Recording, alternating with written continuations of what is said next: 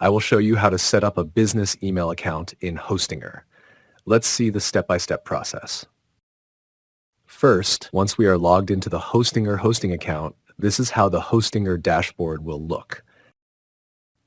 Next, scroll down to the Business Starter section under Emails. Here, we will need to click the Manage button.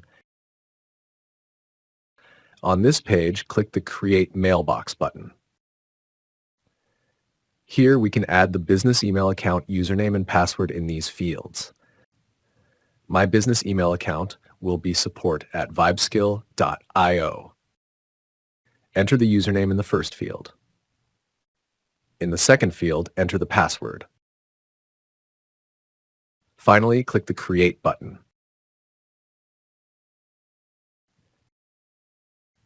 This is how we can set up a business email account in Hostinger. With this, we have come to the end of this video. Like, comment, and share the video if it was helpful. Thank you.